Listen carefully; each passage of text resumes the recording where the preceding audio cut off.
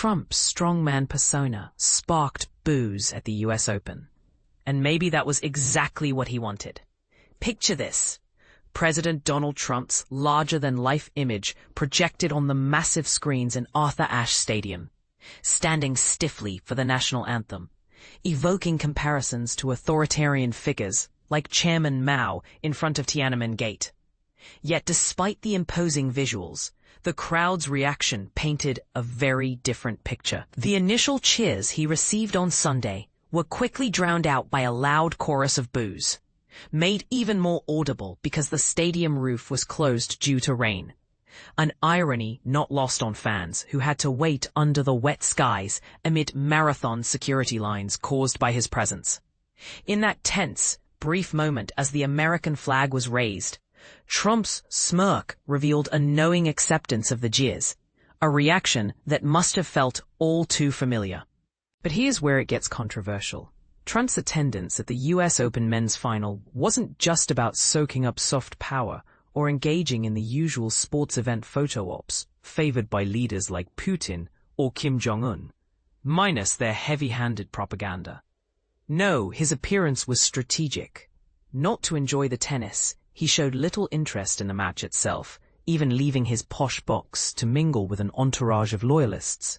But as a distraction, a loud, flashy diversion aimed at shifting focus away from alarming economic signs, persistent rumors regarding his health, and the swirling scandalous files about a certain infamous figure whose name everyone tiptoes around. If patriotism or a genuine love for tennis motivated Trump, he would have shown up for the women's final too, celebrating stories like that of Amanda Anisimova, the New Jersey native who staged a remarkable comeback. Instead, cheering for an American woman or sharing the spotlight with a US player just wasn't appealing enough for him. So he chose to grace the men's showdown between Jannik Sinner and Carlos Alcaraz, turning an international matchup into his personal MAGA-themed spectacle. Before the match, Alcaraz, a Spaniard, was asked how it felt to play in front of the president, and unwittingly played into Trump's narrative, saying, "For me, playing in front of him, I don't want to be nervous.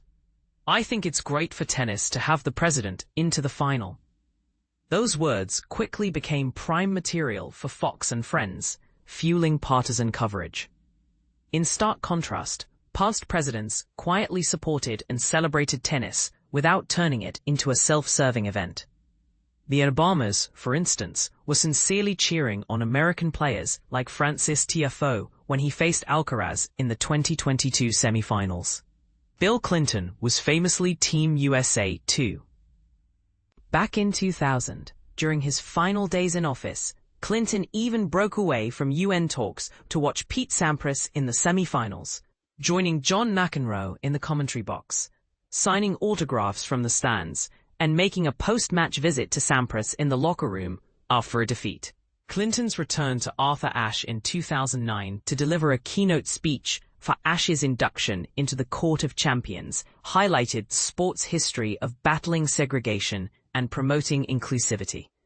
Contrast that with Trump's grand entrance on a court named after Arthur Ashe and located on grounds honoring Billie Jean King, a legendary pioneer for gender equality and LGBTQ+ rights, at a tournament that loudly champions diversity, equity, and inclusion. His ostentatious presence was not just out of place, it shattered the understated respect former presidents showed. But Trump thrives on such optics. The New York crowd, affluent and culturally diverse, indulges in $23 cocktails and $100 caviar-topped chicken nuggets without a trace of irony. A perfect backdrop for the red meat that his political base craves. Watching the crowd boo their hometown son at this ostentatious affair was likely a gratifying dose of poetic justice for Trump, feeding his narrative of being persecuted and misunderstood, a core motif if he runs for a second term. For 4 decades, Trump leveraged the US Open as a stage for self-promotion, using his luxury box and celebrity guests to garner attention. Yet even then, the New York audience, a critical pillar of the Open, never fully embraced his flashy facade, openly jeering his big-screen appearances. After his incendiary 2015 campaign kickoff speech attacking immigrants, he became persona non grata in Flushing Meadows. He faced similar hostility during the 2015 semi-finals with Venus and Serena Williams, slinking out amid boos alongside Melania through the so-called President's Gate.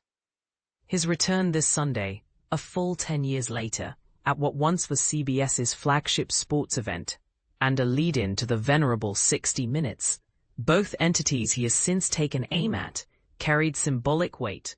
He was back on his home turf, Queens, New York, a city he has threatened to dominate militarily, all while waging war on other American cities like Chicago. The build-up to Trump's arrival saw an army of Homeland Security and federal agents descend on the US Open campus. The USTA appeared to do as much as possible to accommodate him, perhaps even more than Rolex CEO Jean-Frédéric Dufour, who had reportedly invited Trump to the lavish company suite on the hopes of influencing tariffs against Switzerland. One imagines Trump would have gladly taken the umpire's chair if given the choice. Remarkably, the day before the final, news emerged that the USTA had issued guidelines advising broadcasters to avoid showing any visible dissent toward Trump. A meek attempt to control the narrative that smacked of anticipatory censorship. This stance was defended with an embarrassingly brief statement from the Federation. Ironically, wasn't Trump once vocal against unfair editing? During those rare moments when Trump seemed to engage with the match, his lack of cheering or applause was telling. He was there for himself, nothing else. Yet, in a twist that might have surprised many, the USTA may have staged a subtle counterpunch. Perhaps wary of Trump's tendency to misuse symbolism for personal aggrandizement, they initially placed the men's trophy inside the Rolex suite for Trump's arrival, but swapped it out for a doubles cup immediately after the anthem. And breaking their prior directive, the USTA displayed Trump on the big screen again during the set change, holding the shot for an extended 20 seconds. The reaction was a chorus of boos, far larger and louder, recalling the venom Trump faced at the 2019 World Series. Soon after, the camera panned to Bruce Springsteen, a known Trump critic, sparking thunderous cheers that nearly shook the stadium's roof off. Unlike FIFA's heavy-handed political play at the July Club World Cup final, the USTA effectively turned Trump's Rolex box into a glass cage by match's end. This ensured Alcaraz could continue the tradition of celebrating with his team up close, while Trump was relegated to a spectator, none too pleased to watch someone else present the trophy. After all, even the great Ivan Lendl couldn't be overshadowed by Trump's self-importance.